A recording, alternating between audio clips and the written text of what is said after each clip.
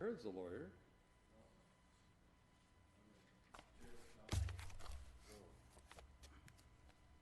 Do this without a county council? Can we do well without county council? Have a meeting? That's close enough.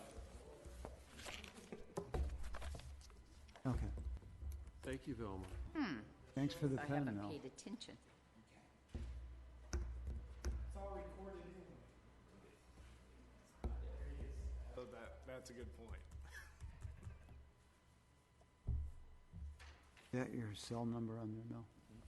The first number is sharp. The second number is mine. Got it. Good, that's a good way to, Some extra ones for that, me. yeah, that's a good way to keep track of you.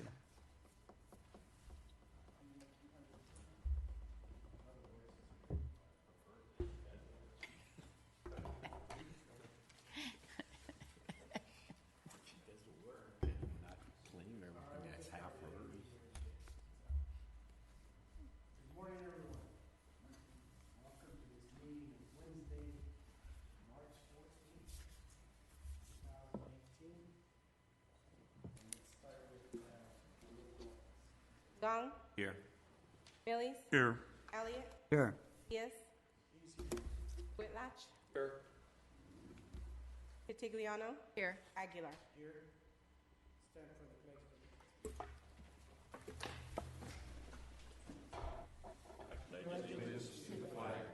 Of the United States of America and to the republic for which it stands, one nation, under God, indivisible, with liberty and justice for all.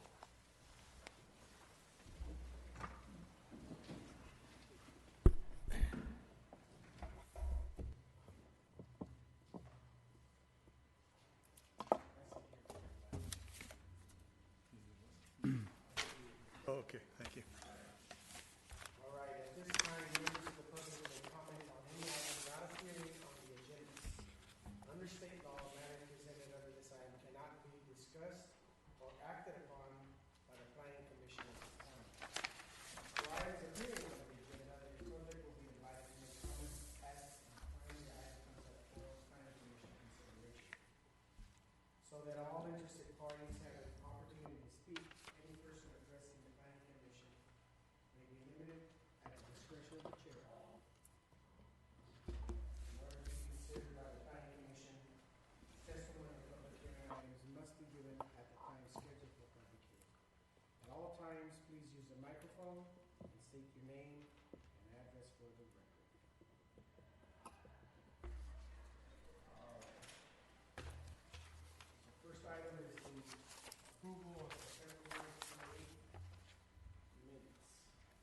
I'll make a motion to approve the minutes for February 28th, 2018. Second that. Gong, Yes. Millies, Abstain. Were you here for, you were here for most of the meeting, right? Correct? Thanks. Just wanted to make sure. Okay. Elliott, yes, Whitlatch, Yes. Vitigliano, Yes. Aguilar. Yes. Yes. Sorry. I didn't see you come in. Look in. Sorry. Could I just make one correction to the minutes? Yes. Just could you put, as commissioners present, could you add Gong to that list? Just to, thank you.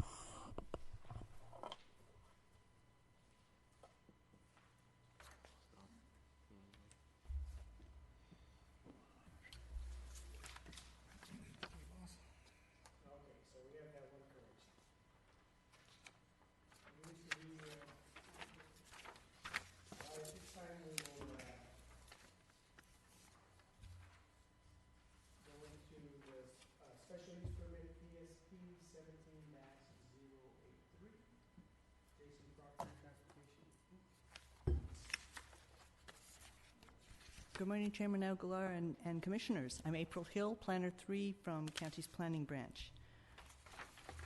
The request is for a categorical exemption from the California Environmental Quality Act and a conditionally approved special use permit, PSP 17083, which would amend a 1962 use permit on the site. The use permit is requested by Jason Proctor Transportation to allow an agricultural service establishment for commodities hauling on a 25-acre property located in the AE 40 zone, that's exclusive agricultural 40-acre minimum.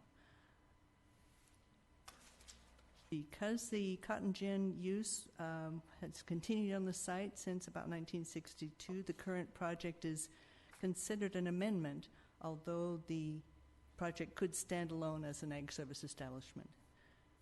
The applicant's family has been operating a farm and trucking business for agricultural products in the Kings and Tulare County regions since approximately 1934. They've occupied the subject site since 1980s. And the site previously contained a cotton gin operated by Anderson Clayton. The site is located on the northeast corner of Road 116 and Avenue 128 by the Kings County border. It's southeast, about 6 miles southeast of Corcoran, 4 miles west of Angiola. Proctor Transportation stores 75 2- and 3-axle trucks and 200 plus or minus trailers on the site. They employ 9 full-time office and employee maintenance workers. During December through July, they have 10 drivers. During August through November, 35 to 45 drivers. Main gates are on Avenue 128, which is county maintained. County Public Works recommended construction of a dive approach. Estimated daily trips will average about 190, and that's during the busy August through November harvest season. But this will not increase because the business has been operating since the 1980s on the site. The application was in response to a code violation for operating a business without a special use permit. The site is outside any urban development boundary and subject to the Rural Valley Lands Plan, which designates it for valley agriculture. It's in compliance with relevant policies of the Tulare County General Plan's elements.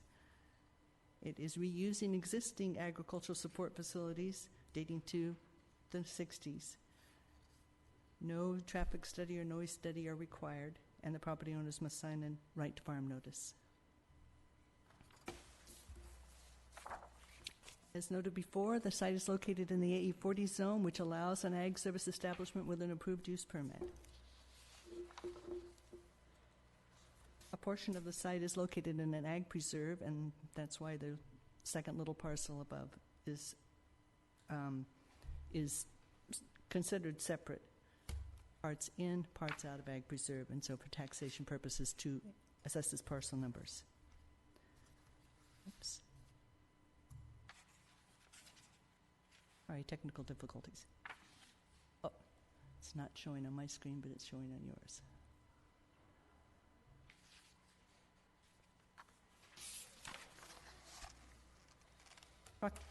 Proctor Transportation repairs only their own equipment on the site. They do not perform maintenance or repairs for any outside customers. They've got a wash rack that with a oil sand separator that was approved by County Environmental Health Services Division. They have a current hazardous materials business plan and a spill prevention control and countermeasure plan. Surrounding properties are also zoned AE 40 and contain agriculture and scattered rural residences. The nearest off-site residence is about half-mile northwest of the facility. No expansion or additional structures are anticipated.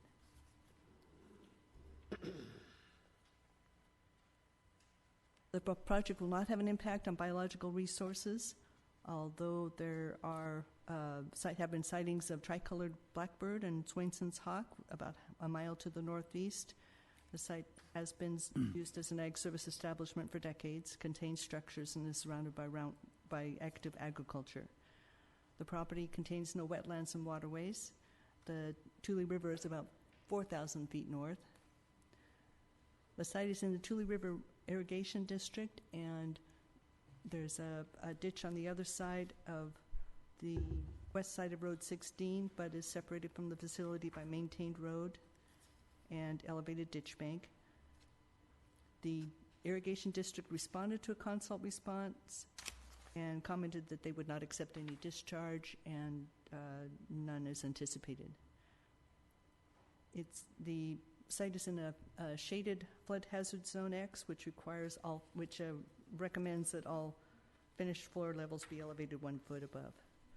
Sites regarding cultural resources, the site is not on a bluff or a hillside with rocky outcroppings and not likely to contain artifacts. Standard conditions of approval require construction to cease if artifacts or human remains are found. Here's the site plan, a bit fadey, easier to read in your packet. Shows 4 shop buildings, a shade structure, an office building, truck scales, a wash rack, parking areas, domestic well with pressure tank, 3 septic systems, water storage tank for fire suppression, propane tank, gasoline tank, 2 diesel fuel tanks, and drainage swales. A mobile home on the site in the northwest corner is occupied by a caretaker. Some of those buildings are shown in the archives for the 1962 use permit for the cotton gin. The project qualifies for a categorical exemption from CEQA per the general rule regarding, per section 15301 regarding existing facilities and section 15303 regarding new construction or conversion of small structures. The subject site is not located in an environmentally sensitive area and is surrounded by agriculture and rural residential uses. Conditions of approval are included. The notice for the publication provided a 10-day comment period and was mailed to surrounding property owners within 300 feet, also on the Kings County side. The notice was published in the Times Delta, and no other comments were received. Do you have any questions for me? My report is ended, and the agent may or may not be in the audience. Thank you, Matt.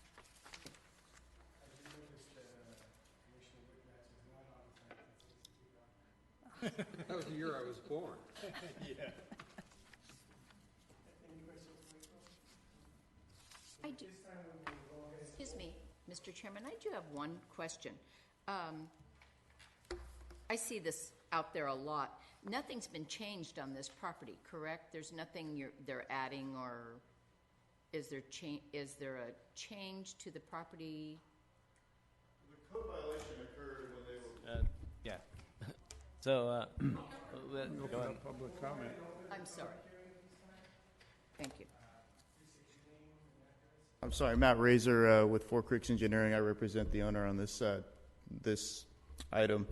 I think the code violation came when he was parking trailers just to the north of the north fence. And so we're pulling that piece of the property where that trailer parking is being occurred into this permit. Perfect. That's what I needed to know. Thank you.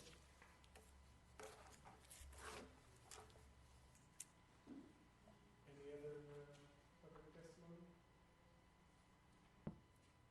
No further questions? Then we're going to close the public hearing and entertain a motion to accept.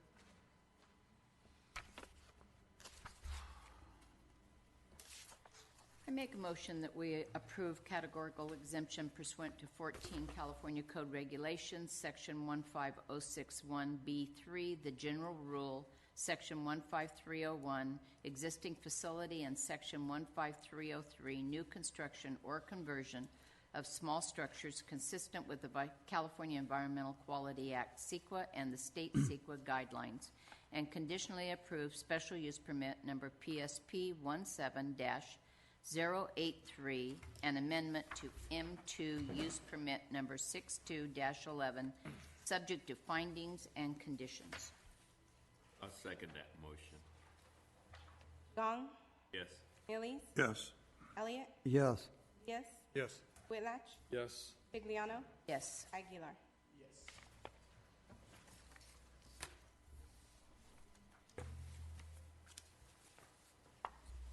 It's being stubborn. At this time, we'll move on to special use permit PSP 18.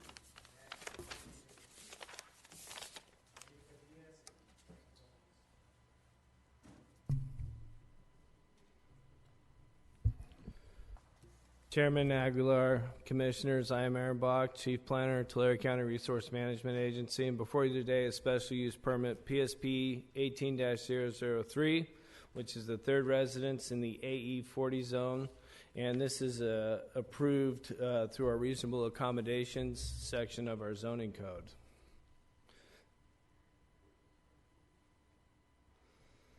The site is located at 40,100 Road 56 on the east side of Road 56, approximately 600 feet north of State Route 201, 2 miles southwest of Dinuba. As you can see from the map, the site is located outside of the Dinuba UDB, and the land use designation is Valley Agriculture.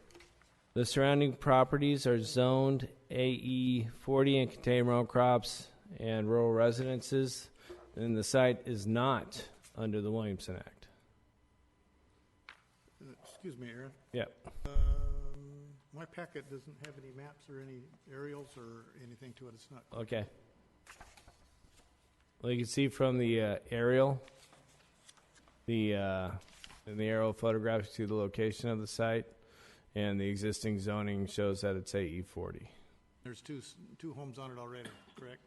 Correct. I'll get to the site plan in a second. Here you can see the site plan, and the applicant and their agent, Frank Gomez, is here to answer any questions you may have about the project. But yes, generally there's the two units already, and they're requesting the third. So that's generally the site plan. This was noticed according to the law, everybody within 300 feet, and there was nobody in opposition to this project at this time. Excuse me, Aaron. Am I on the right one? I've got here an attachment number 3 here regarding this, and a neighbor across the street is objecting to it. Well, there's nobody in opposition. I actually have the planner here as well, and he can explain more of the situation with the neighbor. But from what I understood, they wanted to withdraw any complaints against the project. But I don't see it withdrawn, do I? No, that's just a recent conversation we've had with them. Okay.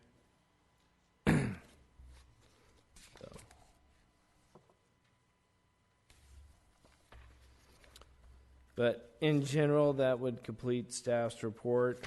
And like I said, the applicant and their agent is here to discuss any questions you may have.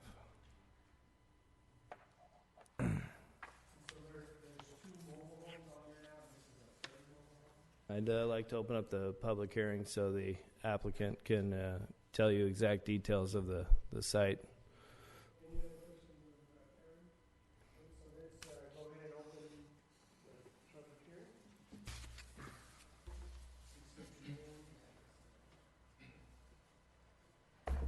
Good morning. My name is Frank Gomez, 452 Bates, Dinuba, California.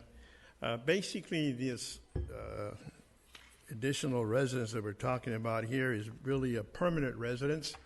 The existing 2 mobile homes that are there right now are, one is a family member, and the one that's in front is where we had the owner right now lives in that one. It's a mobile home, small, and he has an addition to it where he has a handicap or a rehabilitation for his son. So basically that unit itself is just there for, it's going to be used for his son that's been has more or less has equipment for his handicap requirements under the Rehabilitation Act, and they just want to build another permanent home, not mobile home, a permanent home. And basically the use on the property will only be actually 2 units. The one where you have handicap facilities there, we added that on there because the mobile home was too small. And now with all the equipment that he's been brought in for his child to do rehabilitation programs, you got like a gym, all kinds of things in there, it's just too small. And the mobile home will actually be for the person to come in that takes care of him during the day, do exercise and do rehabilitation program.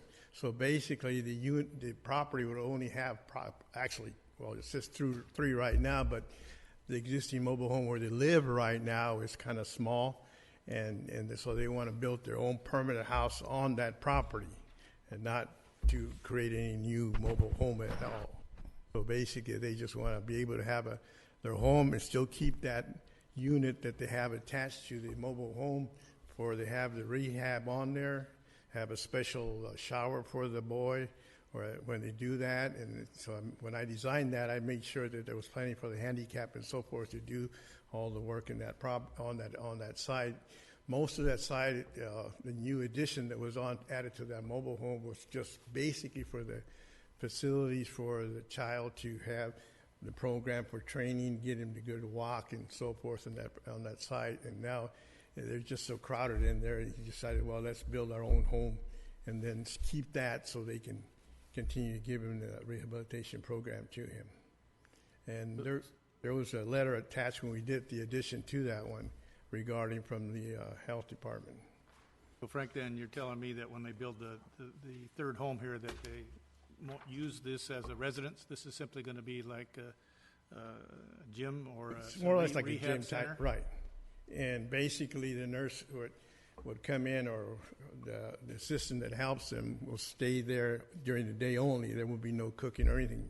Basically, mostly just to get him back in there, and that's what they want to keep on there.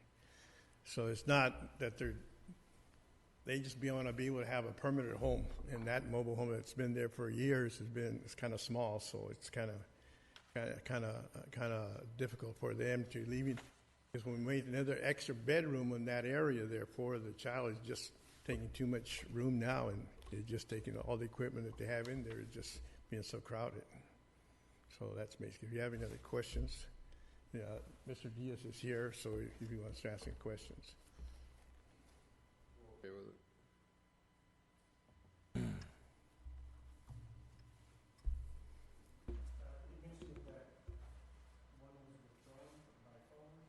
Yeah, we just talked to him on the phone the other day. They didn't really want to be in the record.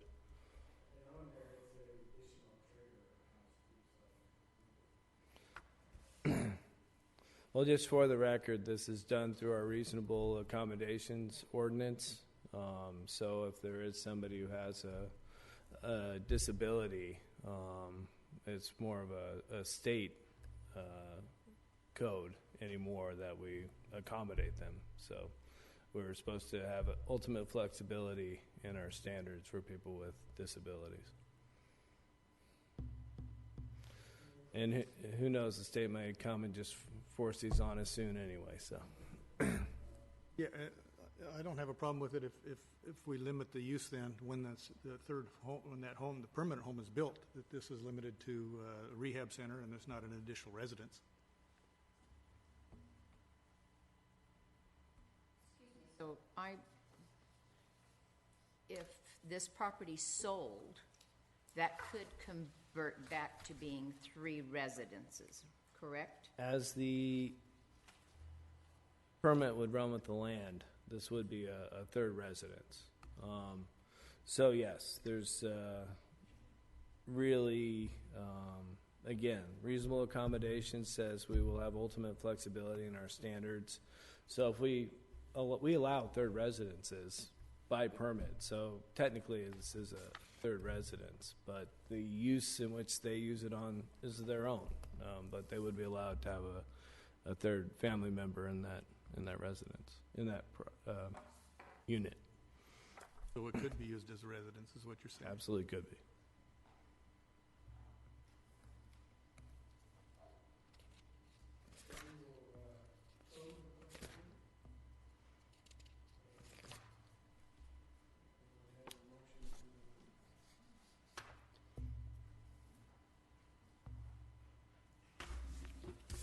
I'll make the motion to approve categorical exemption consistent with the California Environmental Quality Act, CEQA, and the state CEQA guidelines, and conditionally approve special use permit number PSP 18-003.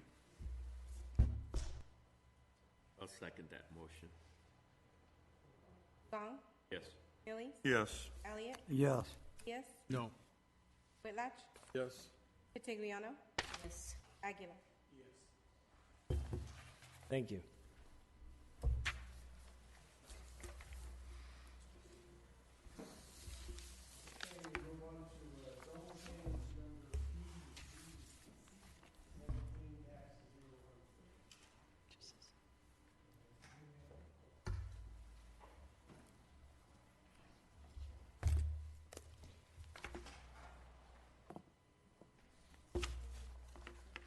Good morning again, Chairman Aguilar and Commissioners. I'm April Hill, Planner 3. Ray Cantu applied for a general plan amendment to GPA 17032 to the Ducor Community Plan, adopted 2015, and change of zone PZ 17014.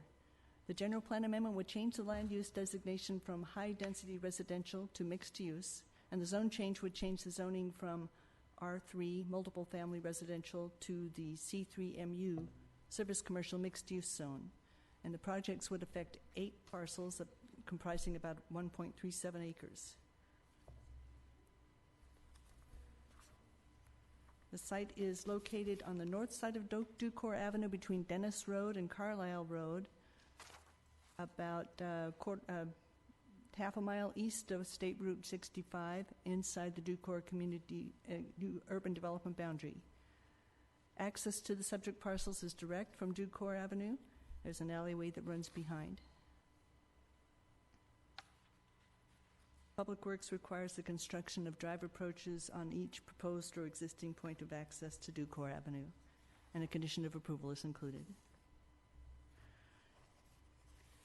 The applicant owns or partially owns 7 of the 8 subject parcels where he's operated a trucking business for the past 34 years. The 8th parcel is owned by the Ducor Telephone Company, which is used for parking and uses it for parking its trucks. The general plan amendment to mixed use and the zone change to C3MU would make the properties consistent with their current use. The applicant stores about 40 bobtail cats for grape hauling on the site, with the ladder trailers and agricultural equipment and portable toilets. The trucks are on the site between December and April, and during the harvest season of May through November, the trucks are out and then parked at the cold storage facilities. There's 2 storage containers on the site holding smaller miscellaneous equipment.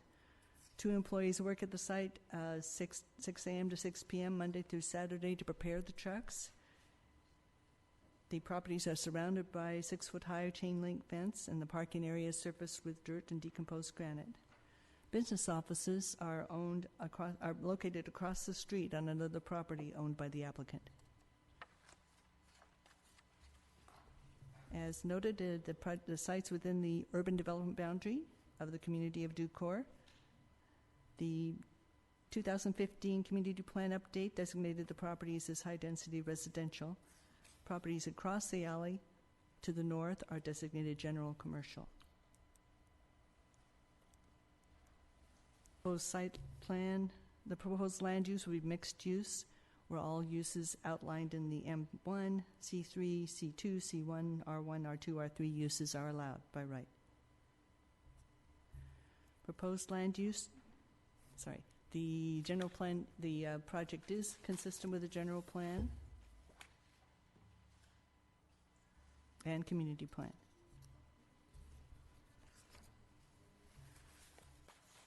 As I said, the existing zoning is multiple family residential, which allows multiple dwellings and buildings that do not involve a business. The C3MU zoning is intended for establishments engaged in repairs and servicing, not involving manufacturing. The zone allows by right either a trucking terminal, repairing and overhauling, or a storage yard for commercial vehicles. The mixed-use combining zoning district provides design flexibility, streamlines the approval process, and promotes economic development, and reduces vehicle miles traveled by locating residential uses within proximity of employment. The aerial shows the mix of uses in the community of Ducor with businesses and residences. As required for any general plan amendment, the county consulted with California Native American tribes. as required by SB 18. We mailed a consultation request to a list provided by the Native American Heritage Commission. Had a 90-day comment period that ended in mid-January of 2018. No comments were received. The California Natural Diversity Database shows some species of concern in the area. However, the subject site has been used for commercial storage of vehicles for decades and is surrounded by commercial and residential uses. There are no signs of special status species on the site. It does not contain any wetlands or waterways. Project qualifies for a categorical exemption from the California Environmental Quality Act per the general rule, Section 15301 regarding existing facilities, and Section 15303 regarding new construction or conversion of small structures. The notice for the public hearing provided a 10-day comment period and was mailed to surrounding property owners within 300 feet. It was also published in the Camp Visalia Times-Delta. We received one phone call from a business owner in Ducor who wanted to confirm that his store can continue to operate, and it is in a commercial zone, so it can. This ends staff's report. The applicant is not able to attend the hearing due to illness, but if you have any questions, I shall attempt to assist. Question, Mr. April, what's the difference between C3 and C2, MU? C2 is general commercial and bigger than C1, neighborhood commercial, but C3 is service commercial, so you'll see them closer to the manufacturing zones and car repair stores, car repairs, and trucking terminals. Okay. The only reason I bring it up is it's really not consistent with what the zoning is around it. It's just so. Through the chair, April, can you go back to the zoning map?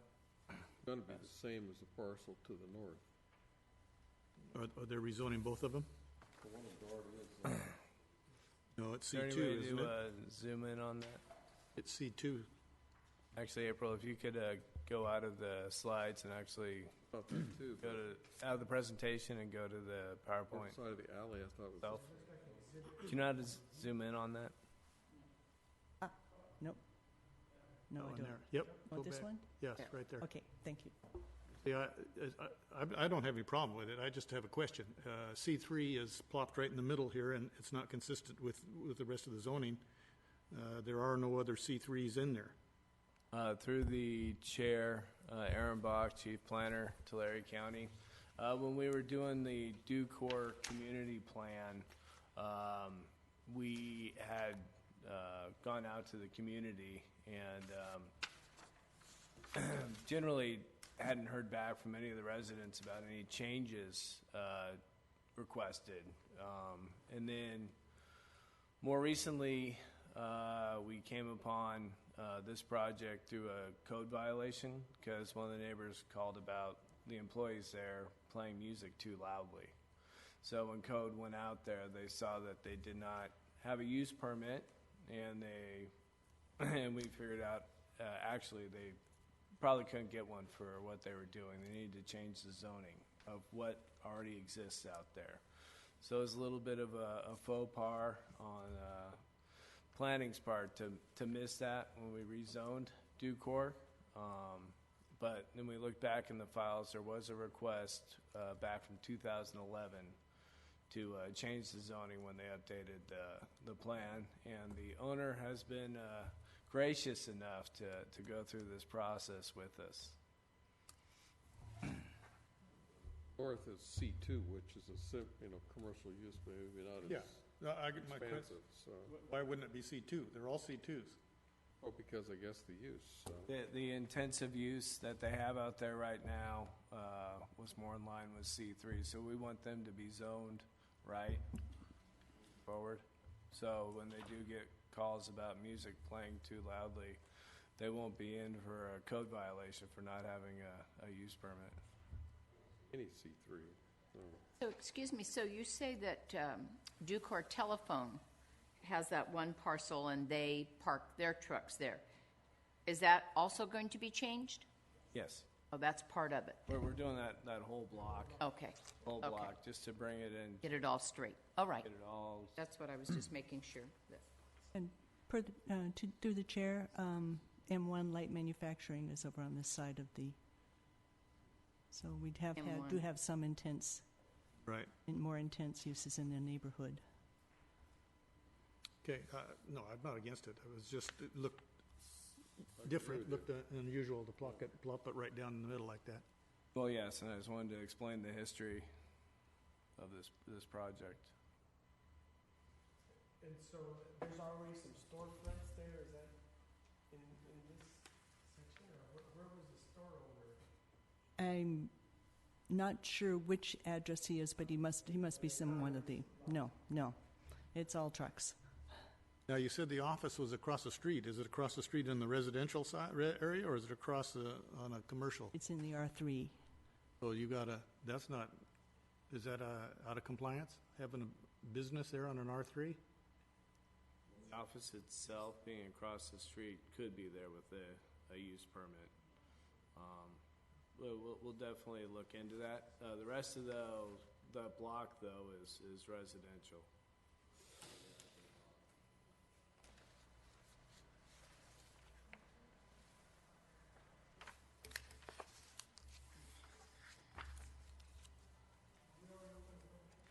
I don't think so. Let's open the public hearing. I know you mentioned the applicant was not here. Public hearing.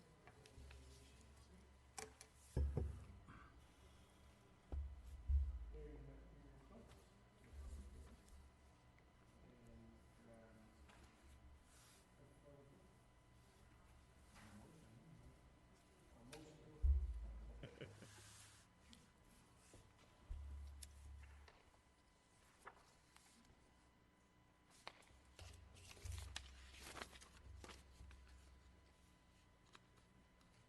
I make a motion that recommend to the Board of Supervisors that accept a categorical exemption consistent with CEQA guidelines for California Environmental Quality Act and state CEQA guidelines pursuant to Title 14, California Code Regulations, Section 15061B3, and General Rule, and Section 15301, Class 1, pertaining to existing facilities and consistent and conditionally approve the change of zone number PZ 17-014 and general plan amendment number GP 17032.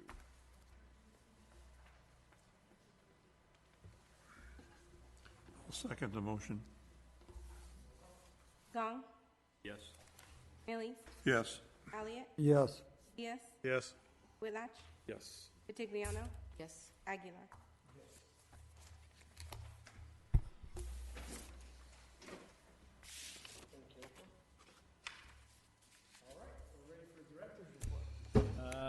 Aaron Bach, Chief Planner. Mike Washington's not here today. I'd like to start by introducing David Alexander to you. David, if you'd please come to the podium. I'm going to ask you some pretty intense questions. I hope you have answers for them. Anyway, David hails to us from Humboldt State. He's got a background in environmental planning, which we all really appreciate. He used to work on SWIPs, so doing use permits will be somewhat easy for him. And so far has shown some great promise. I want to say he's probably produced over 30 projects so far in the short amount of time he's been here. I just went up to the podium to help him out a little bit today with a rough project, but otherwise in the future he'll be presenting to you. So we got to see how it works a little bit. So we appreciate in the future you be a little bit kind to him moving forward, and I knew that was going to be a tough project. Oh, mercy. So he's here to answer any questions you may have about him, but David, did you have anything to say for yourself? No, just great to be here, and it's nice to meet you, and look forward to being back over and over again. Good. I want to make a quick comment, maybe probably to Aaron, because this being his first project was not complete. My packet wasn't complete on this. I didn't have aerials. I didn't have zoning maps. I didn't have location or anything on the deal. And so he needs a little more direction and the ones that, you know, the standards that we've become accustomed to is great. You guys are doing a good job, and so it's going to take him some time, but you'll be fine. so Just you know- listen to your. Duly noted. So David, they are a little spoiled. They get everything they want all the time. So just be prepared. But it was good also to see April's presentations today for the thoroughness. Those are projects that may or may not require that amount of thoroughness, but eventually we begin to gauge the level of effort that's involved with each one of these type of projects. We're just trying to get enough information to make a decision.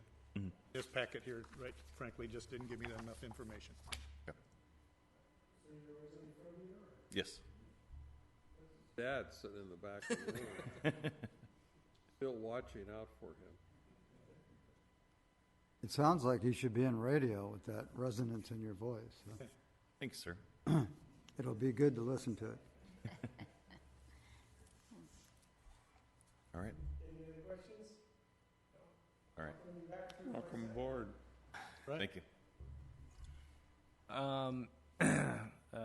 It was requested last time to look into chains, snow chains for tires. We looked back through the history that we have, and it looks like there was some discussions between owners out there who agreed or disagreed to allow the sale of snow chains between the two different stores. Generally, our code doesn't have a use permit for snow chains, so it's really only allowed in commercial, in more intensive commercial zone as auto sales, so C2, C3 at this time. So we really don't have anything to forbid people from doing it or to allow them to do it. So if somebody is technically selling snow chains, they're doing auto sales, and that's the way we look at that generally. Of course, it needs to occur, so it might be something we could look at as far as licensing, or it's akin to river rafting in Three Rivers, but that was the only issue that's ever arisen that we've heard of in Three Rivers. Well, come up and take a look. We should encourage the compliance people to do that because it's all over the map on where they set up. Some are residential, at least one is. I mean, the signs are out on the highway pointing to go to an improperly zoned parcel. And I'm sure the commercial stuff that's zoned is not zoned for auto sales. So, I mean, it's worth taking a look because they're popping up like crazy. Now it's got busy all of a sudden. We're going to have another couple frenzied weeks. And in some areas, I think the main issue, it's not really fair to the permitted businesses, but also it's a hazard. You know, people trying to find out where these places are, and they see a hastily scrawled sign, they don't know where to go, so. Well, and if you are aware of anybody who is doing that, we can send code compliance out there, definitely. Just come out any day this week. We will send code compliance out there this week to Yeah, look into that. I think it'd be a good idea.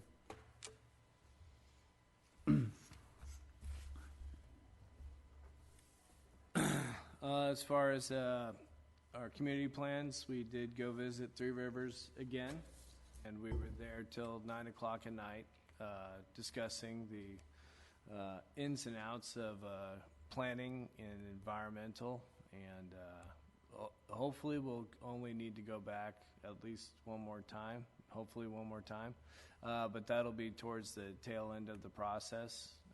How much longer is left in the comment period? Today? Yeah. It closes today. So we've been getting actually very few comments from anybody. They're lengthy comments, but very few comments. So far, so good. Goshen, we are looking forward to going back out to Goshen for about a month through the closeout process of the EIR comment period. And I'm sure we'll be answering a lot of questions about the Betty Drive overpass and its status. But we have not received any comments so far on that EIR. So again, that one's looking like it should at this point go through a little bit smoother. So that process should wrap up within the next month, and we look forward to coming back to you with the Goshen community plan in about a month and a half. So hopefully nothing stalls that process. And otherwise, we have 3 projects. One of them is called the Qualls Project. That one we'll be looking to come to you with at the end of March, and that one has quite a bit of opposition. And then there's also the Kingsburg Project, which the memorandum of understanding was conditionally approved by the city council there. So we at least have that under our belts moving forward. And that's the Hash Project. And we're also looking at Sequoia Gateway environmental impact report right now. So that and one long-term project, Redfield, are really the large albatross projects that'll obviously have a little bit of opposition when they come back, or Redfield come back to you. But the other projects you'll be seeing for the first time. On the ones that you expect some lengthy testimony, is it possible to, on the agenda, to put it at the end? That way everybody doesn't have to sit in for the whole thing? Oh, yes, absolutely. And we try to think about those things beforehand, but we'll definitely keep that in mind. Anything else from environmental or public works? I'd just like to make a quick comment. We do have 2 projects that will be going in construction in the first week of April. And the first projects that are utilizing the new SD1 funds. So we're projecting to get about $4.5 million in fiscal years 17-18. And there's still a possibility of, I'm not too sure on the process, but in November there's still a way to repel the SB1. But it's looking good, and our goal as an agency is to promote SB1 as quickly as possible and show that we are utilizing the funds. And so we have those 2 projects which were approved by the board yesterday. We are awarding the contract to AG Construction, and they'll be starting on the first week of April. So do look forward to that, and again, our agency, we're trying to promote the effective use of SB1. Question for Public Works. If you could do me a favor, reach out to your counterparts at the city to see what's going on North Shirk Road, just north of the freeway. I noticed that PG&E moved the poles over and they cut the trees down along that canal. And I'm just wanting to know if the city's planning on doing something on North Shirk Road right there with putting that little section underground. They're probably going to need to do that if they're going to, and that means they're probably anticipating widening that road sooner than later. Oh, on Shirk Road in City of Visalia, was it? Yeah. It's North Shirk, just north of the 198. Oh, yes, okay. And then where Cross Creek comes through there and then makes a 90 and then turns and it goes, that piece that goes along parallel with the Shirk Road there, probably going to need to put that underground, I would suspect. And they've cut all the walnut trees that were along there out, and I noticed that PG&E moved their pole over to the inside of the canal. So my question is, find out if you could, if they plan on doing something there, because I live on Shirk Road, a half a mile down. I see. Those poles, it's a pretty good indicator of where the county right-of-way is. So if the poles are moving, then chances are something is going to happen there. Yeah, that's right. Yeah, because they don't move those poles unless something's going to happen. Correct. Right. I'll look into that and I'll be sure to. Okay, thank you. But the tree's still there. But that one tree is still, that's right. In fact, there's two oak trees that are going to have to come out. They're still there, though. They're there. Not a lot of those Didn't they left. just have another quite bad accident involving one of those trees not too long ago? Don't recall that if they did. Yeah. So anyway, something needs to be done on that road. It's busy and it's only partially I know that. That's where they had that temporary light. Yes, that's right. I know the issue is is county on one side of the road and it's city on the other side of the road. Yeah. And then, who's gonna do the repairs and fix? And then you've got the pole lines, and PG&E says who's paying to move the poles? Didn't they widen down further already? That would be county, the north. Didn't North? they? Yeah, and North Road, that would be on the other side of Goshen On Avenue. the industrial zoned area. Yes. That's That's all widened already. widened. It's nice. That's a nice road now. Yeah, I know. I'm looking down the pole line where they've moved them, and they're gonna go right alongside my shop. They're gonna be 15 feet from my shop. I'll look into that and I'll report back to you. Okay. That would conclude the director's report.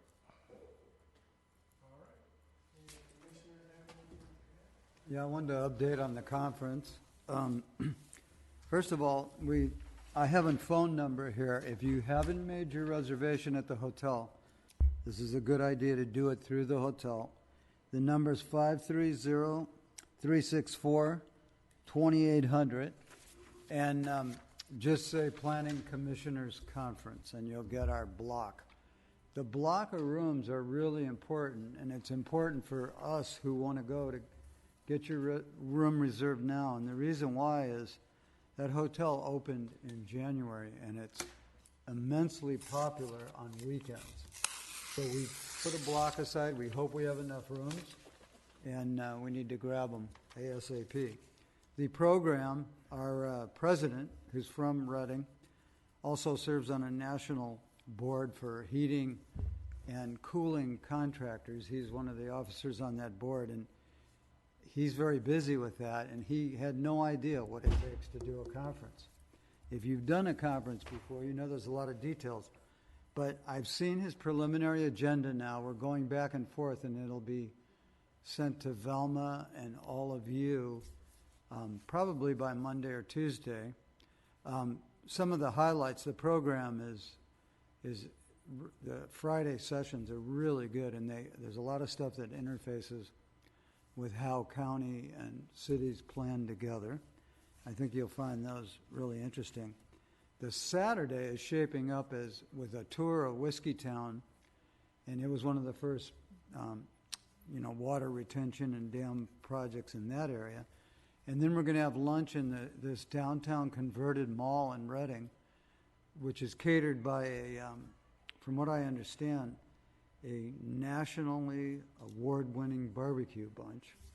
And they're going to take care of us down there, and then we're going to go out to Shasta Dam and see what's left over from last year. We're far from a March miracle. We're calling this more what we're getting now in rain. We've just doubled our rainfall in Three Rivers in the first 2 weeks of March, what we had. But this isn't a miracle. It's what we call a mitigation. And it's really interesting, and they're going to show how Shasta is dealing with the conditions, and it's just he's got some great places to visit set up. The dinner that night will be at we're negotiating. There's a museum next to the hotel, which everyone will want to take advantage of. And we may have the dinner in the museum. We're seeing if they got enough space for us. But it's going to be an incredible conference, as they all are. But this one's going to really showcase some of the issues that they're facing.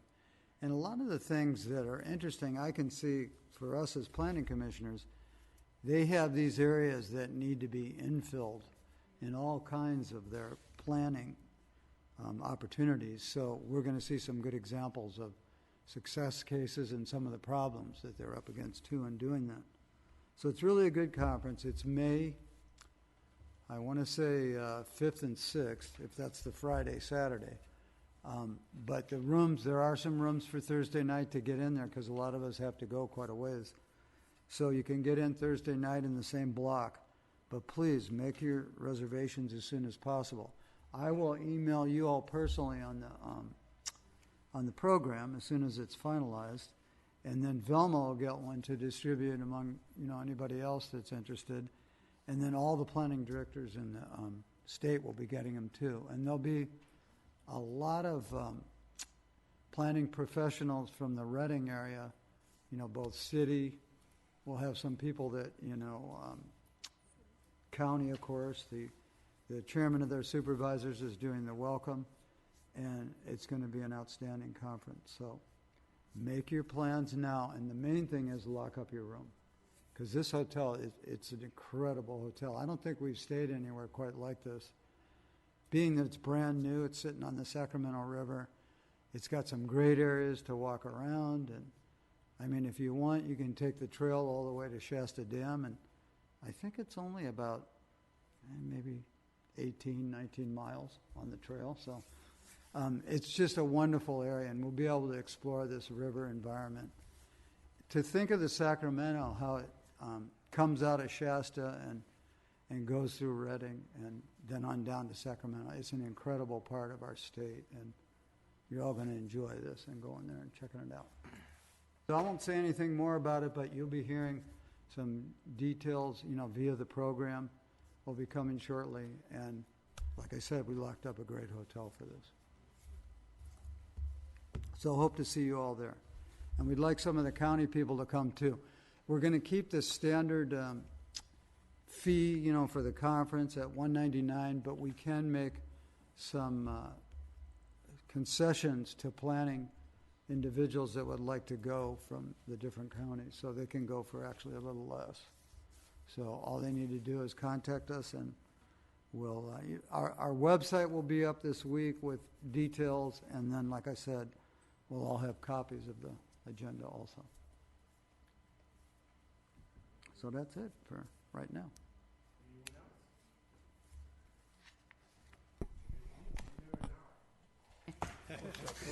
Phone number? Okay. You won't be so lucky next time. Friday and Thursday is. And that was with the zone change. That's pretty good. Yeah, well, it'll be the 4th and